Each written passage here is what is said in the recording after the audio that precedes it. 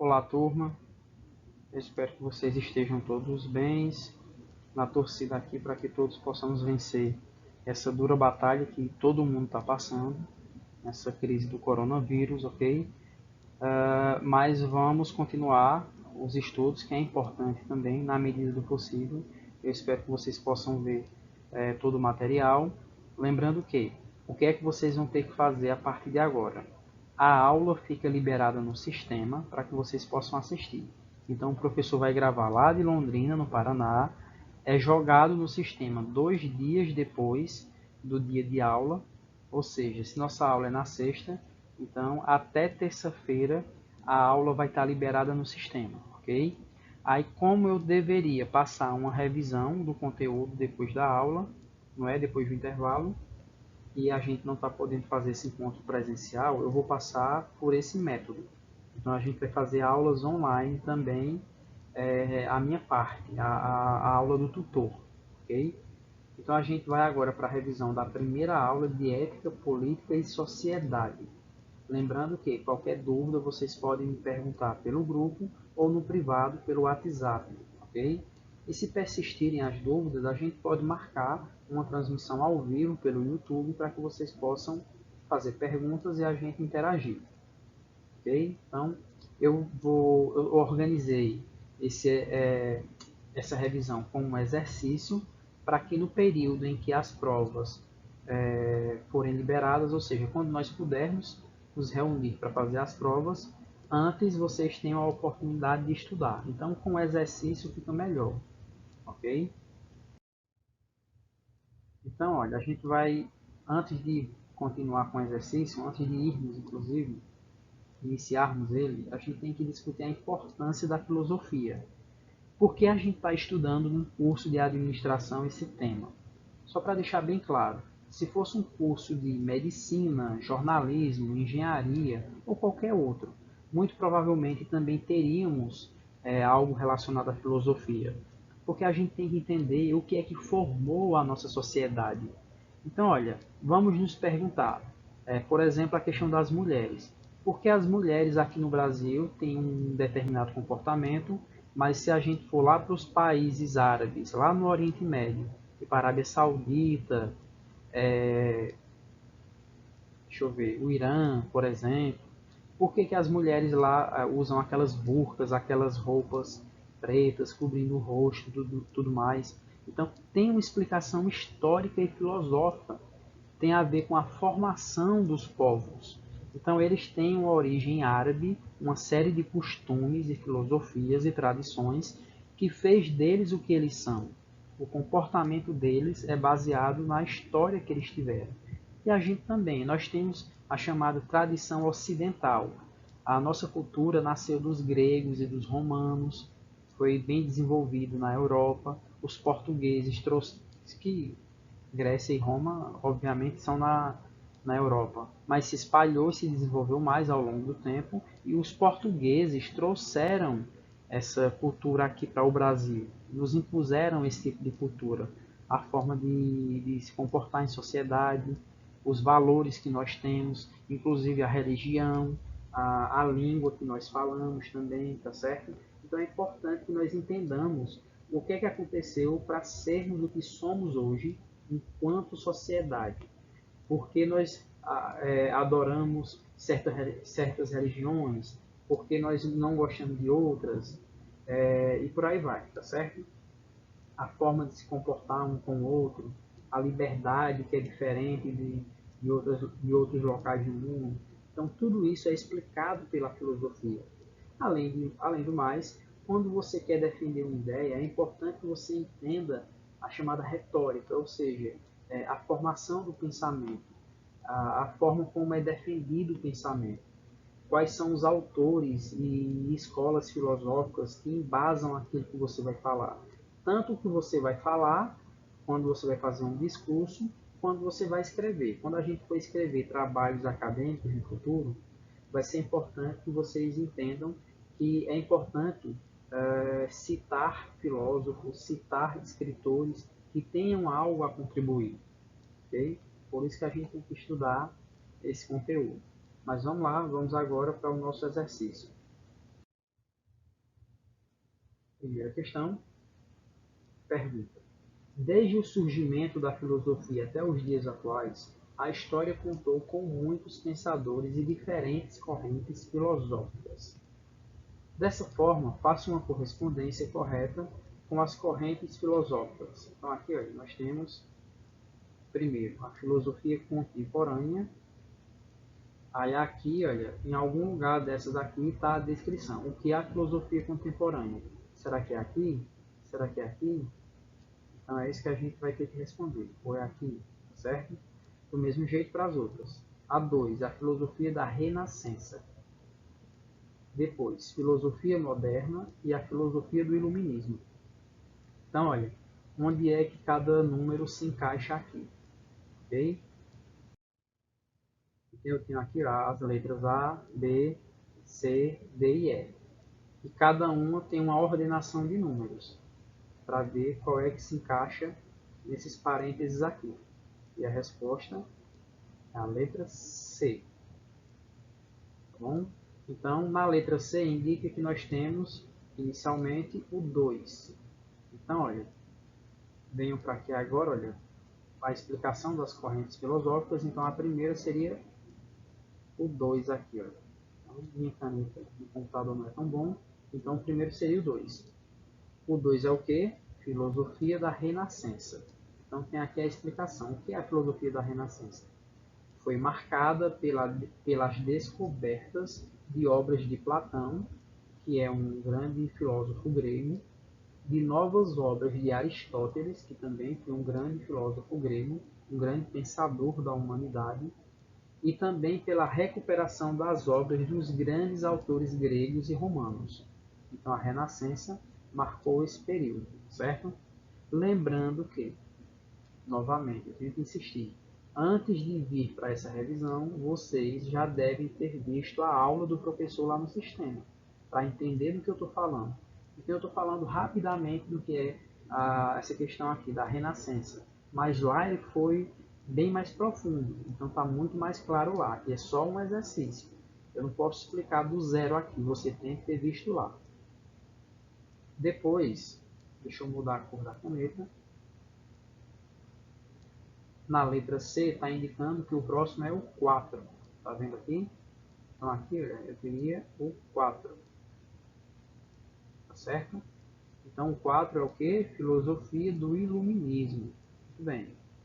E o que é que fala sobre o iluminismo?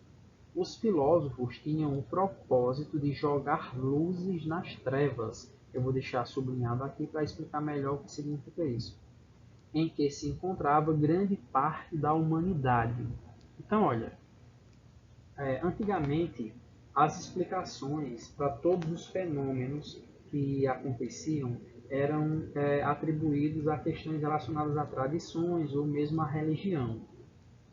Aí, no período do iluminismo, começou-se a se questionar isso. Não, a gente tem que trazer razão às coisas. Vamos testar, vamos perguntar, vamos questionar o porquê disso acontecer. Foi quando a ciência começou a tomar espaço, o método científico, a avaliação, para verificar o porquê das coisas.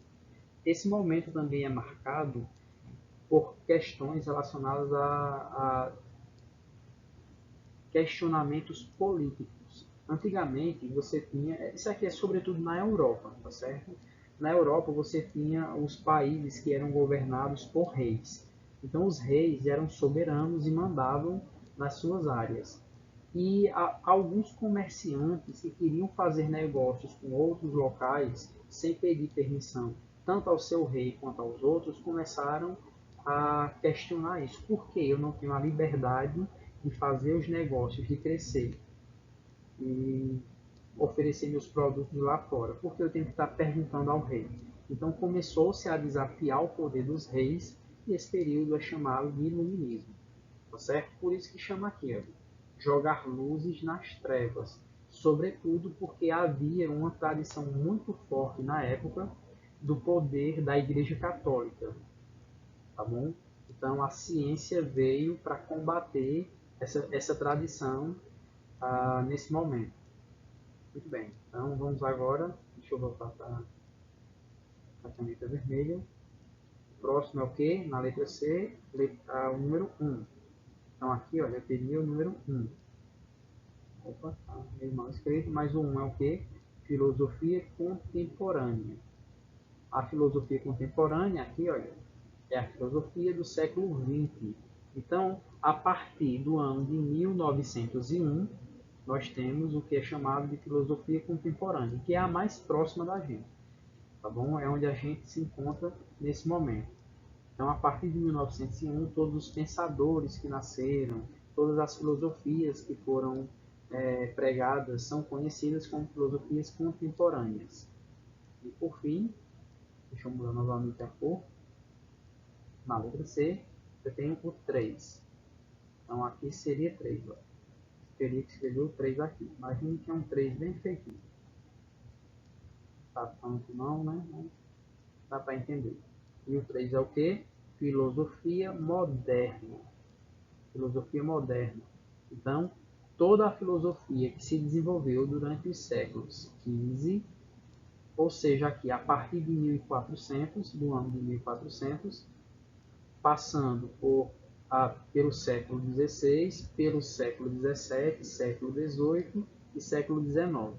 Então, a filosofia de 1400 até aqui, ó, século XIX, no caso 1899, é chamado de filosofia moderna. Só para deixar bem claro, geralmente quando se fala moderno, a gente pensa que é o mais atual, né? Não. Contemporâneo é mais atual do que moderno, ok? Para efeitos de comparação, para a explicação desse conteúdo aqui. Muito bem. Então, dada essa explicação, para se aprofundar nessas filosofias, assistam a nossa aula, ok? Está lá no sistema. Acessem lá a teleaula 1, vai estar explicando tudo isso bem direitinho. Vamos para a segunda pergunta. Questão número 2. Um conceito importante dos estudos aristotélicos, Aristóteles, um dos grandes pensadores da Grécia Antiga, é o de felicidade. Segundo este pensador, a felicidade está relacionada à ética, que é o estudo do comportamento, das ações, das escolhas e dos valores humanos. Com relação ao conceito de ética apresentado por Aristóteles, o que é correto afirmar? Então, segundo o que Aristóteles falava, o que é que está correto aqui? Vamos dar uma olhada? Então, eu tenho a possibilidade 1, a 2, a 3 e a 4. Deixa eu mudar de tela, que na próxima tela eu tenho as opções de A a E. Então, olha, eu tenho que responder de acordo com... aliás, eu tenho que responder e ver qual dessas letras é que corresponde ao que está certo ou não lá em cima. Vamos analisar a número 1, aqui, ó, proposição 1. Aristóteles condenava os extremos causadores dos vícios para que o equilíbrio na conduta do homem permita seu desenvolvimento material e espiritual. Então, muito bem. Então, parece bem interessante essa questão aqui. Eu acredito que está correto. 2. Embora as riquezas ajudem o homem a se desenvolver e não se tornar mesquinho, como é que eu poderia explicar mesquinho? Superficial, que valoriza pouco coisas importantes, então a gente chama de mesquinho. Continuando. O equilíbrio com bens espirituais, com o uso da razão e da contemplação, a filosofia e a metafísica é que o leva à felicidade, é isso que leva o homem à felicidade. Então, metafísica também, está aqui, vamos entender como a essência do pensamento, como é que nasce uma coisa. Então, quando a gente explica como é que nasce, a gente está falando sobre a metafísica, tá certo? Acho que seria a melhor explicação no momento para entender essa questão aí. Indo agora para a proposição número 3, a ética diz respeito ao indivíduo, diferenciando-se, assim, da política que tem dimensão social. Então, olha, a ética é da pessoa, tá certo? Não necessariamente da coletividade. Então, a ética diz respeito a cada um dos seres humanos. Era isso que Aristóteles falava. E quando falava sobre o coletivo, ou seja, quando vai se tratar de várias pessoas, ele indicava que era a política. Agora vamos para a quarta proposição. A ética aristotélica ensina a fazer o bem, até tal atitude se tornar um hábito e assim o indivíduo tornar-se virtuoso.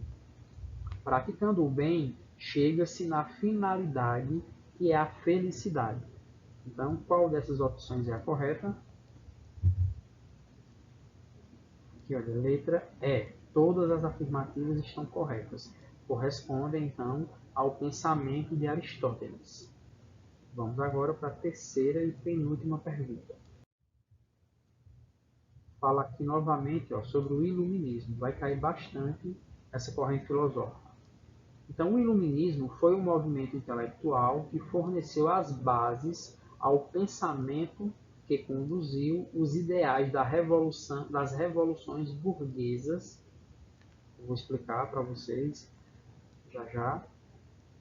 Foi responsável também pela queda do chamado Antigo Regime, ou seja, o absolutismo. Então, de acordo com esta afirmação sobre o iluminismo, assinale que pertenceu a este movimento. Muito bem. Sobre essa revolução burguesa, lembra que eu falei lá no comecinho sobre a questão do iluminismo? Então, o iluminismo veio para trazer a razão, o questionamento, ou seja, a ciência para as explicações das coisas, e começou também a questionar o poder dos reis. O poder dos reis é chamado de antigo regime, ou seja, o absolutismo. Quando ouvirem essa palavra, o absolutismo, o que é? É um antigo regime que existia na Europa, onde os reis mandavam nos países, também chamado como Antigo Regime. E quem foi que desafiou esse poder? Foram os burgueses. Quem eram os burgueses? Eles eram pessoas que, sobretudo comerciantes, que faziam negócios no seu país e queriam fazer negócios em outras regiões do mundo também. Só que ele tanto tinha que pedir autorização ao seu rei, como ao rei da outra nação. Então eles começaram a enriquecer, a ficarem influentes e a começar a combater o poder dos reis. Então os burgueses, no período do iluminismo, combateram os poderes dos reis, tá certo? Então sobre essa história aí, é certo afirmar que, então eu tenho a proposição 1, a 2, a 3 e a 4. Vamos ver qual delas está correta. Primeiro aqui, está dizendo que o iluminismo forneceu as bases para a democracia contemporânea. Então, a democracia, esse regime onde as pessoas têm vez e voz, onde elas podem votar para escolher os seus governantes, tá certo? Será que tem a ver com o iluminismo? Tem sim. Quando os burgueses começaram a questionar o poder dos reis, foi para derrubar os reis e eles terem mais oportunidades de governar e ter uma opinião. Depois, com o tempo, além dos burgueses, o povo, o restante da sociedade, teve a oportunidade como voto, tá bom? 2. Princípios de igualdade e liberdade. Sim, eles não questionavam lá a possibilidade de fazer comércio em qualquer local, que as pessoas tivessem esse tipo de liberdade. Então, o princípio da igualdade e liberdade é um princípio iluminista, sim. 3. A fé e a religiosidade. Não, esse 3 não está correto não. Muito pelo contrário, nesse período foi quando os chamados dogmas ou a tradição para responder tudo baseado apenas na religião foi questionado, tá certo? Então o 3 eu acredito que está errado. E por fim o 4, os homens iguais pela razão. Então pede para assinalar isso aqui. Então as pessoas são iguais, as pessoas, todo mundo tem capacidade de pensar, nós podemos utilizar a razão, era isso que o iluminismo pregava, essa corrente filosófica. Então considerando essas proposições, a correta é a letra A, onde nós temos o item 1, o 2 e o 4 como corretas, tá certo? Como corretos. Ou seja, o 3 aqui não. No que diz respeito ao iluminismo, não. E agora vamos para a última pergunta. Questão número 4. O método cartesiano, elaborado por René Descartes, parte da premissa de que somente as ideias verdadeiras, ou seja, aquelas sobre as quais não pairam dúvidas de sua veracidade, devem ser analisadas. O que é correto afirmar sobre o método cartesiano? Vou logo direto para a resposta. Letra D.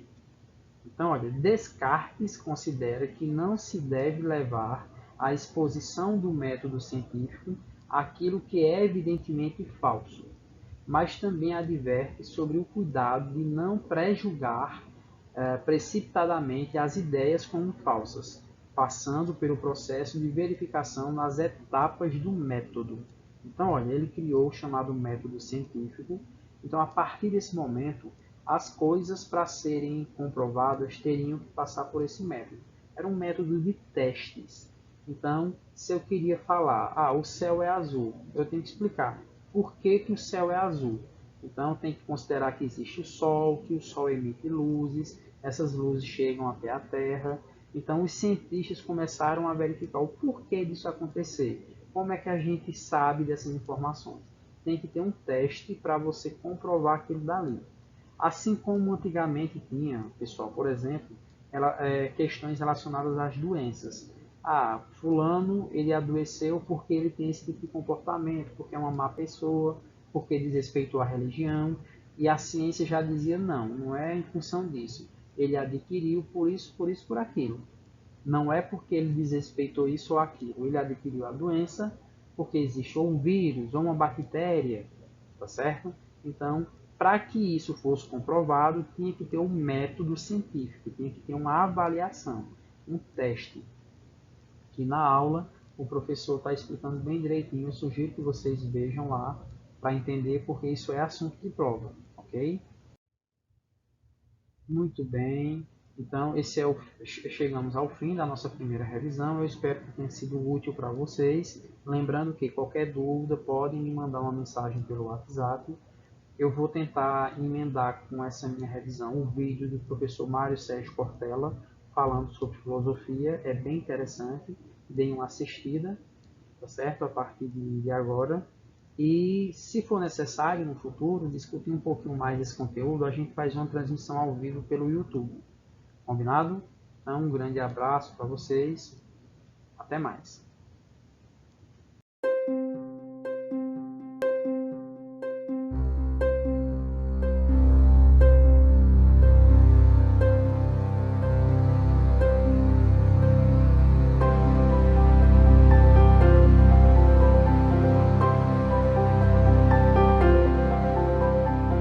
A filosofia ela nasce no dia a dia de um grupo de homens, né, no mundo antigo, ocidental, naquele que nós chamamos hoje de Grécia, naquele mundo que era o mundo helênico há 2.500 anos, em que um grupo de homens e algumas mulheres, raras, que não eram tanto admitidas, se preocupavam em se perguntar sobre os porquês das coisas, isto é, a razão de ser das coisas, de maneira a ter uma vida que fosse mais consciente, que fosse mais pensante, que fosse mais raciocinada e não exclusivamente religiosa ou mítica ou lendária.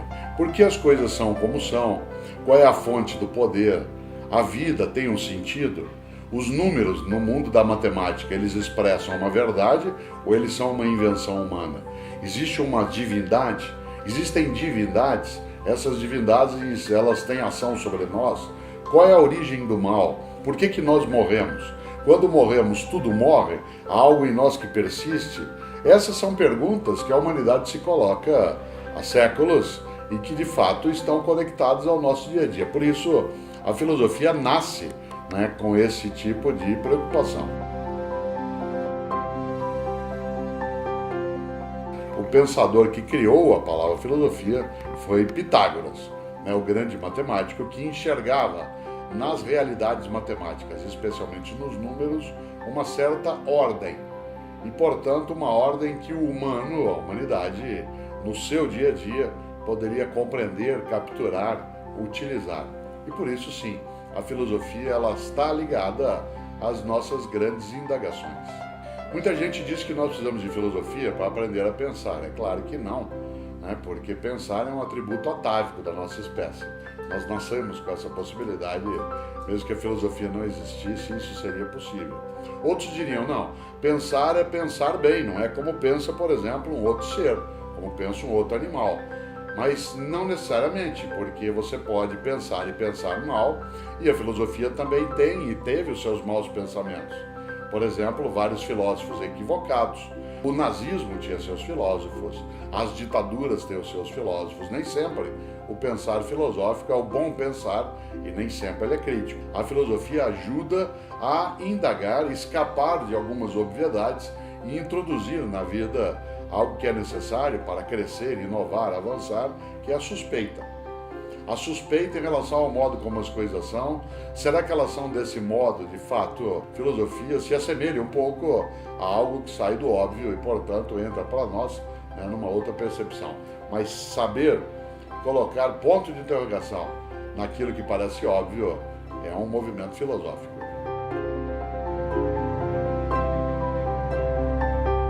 Eu acho que eu teria dois grandes pensadores que eu gostaria sempre de mencionar como alguém que lida com o dia a dia da vida. O primeiro deles é Aristóteles, grande pensador macedônico, né, do século IV a.C., um homem que se dedicou a pensar o que nós chamamos hoje de física, de psicologia, estudou o tema da arte, do teatro, da comunicação, da estética, da política, da ética. Aristóteles se perguntava sempre algo que é do nosso dia a dia, que é o que é felicidade, o que é que gera isso, por que nós humanos somos como somos. O outro pensador, que é sempre entendido como muito abstrato, porque é extremamente racionalista, é Descartes.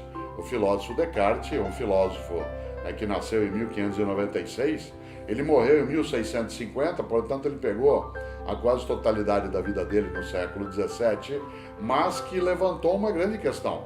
Qual é o fundamento para a verdade? O que é que me permite dizer que isso é verdade ou não? Isto é, onde eu apoio o edifício sobre o qual eu vou construir os conhecimentos que entenderemos como verdadeiros sobre qualquer coisa da minha vida. E Descartes chega a uma conclusão que hoje é até colocada quase como óbvia, mas que não era quando ele discute, que o único fundamento para eu chegar, né, à própria ideia de verdade é começar duvidando. Afinal de contas, se eu coloco tudo em dúvida, aquilo que for indubitável, que não puder ser duvidado, é o ponto para eu construir a verdade. E Descartes chega a uma conclusão racional. A única coisa indubitável é a própria dúvida. E nesta hora, claro, o pensamento cartesiano, ele se constrói sobre a possibilidade de, duvidando, perceber que se pensa. Descartes tem uma preocupação muito prática. Ele começa a estabelecer no discurso do método, que é uma obra dele especial, quais são os caminhos que a gente deve seguir para, por exemplo, resolver um problema. Ele até dá uma sugestão, uma dica, ele diga, pega um grande problema, vá do mais simples para o mais complexo. Divida em tantas partes quantas forem possíveis e você vai resolvendo daquilo que é mais simples até chegar à grande complexidade. A filosofia, ela é para mim não só uma profissão, ela é um modo de ser. Eu acharia extremamente insuficiente, muito limitado para mim, que a filosofia se ausentasse, né, da minha vida à medida em que ela permite que eu seja menos robótico, menos automático, menos inconsciente naquilo que eu desejo. Não é um processo mágico, mas ajuda bastante a existir melhor.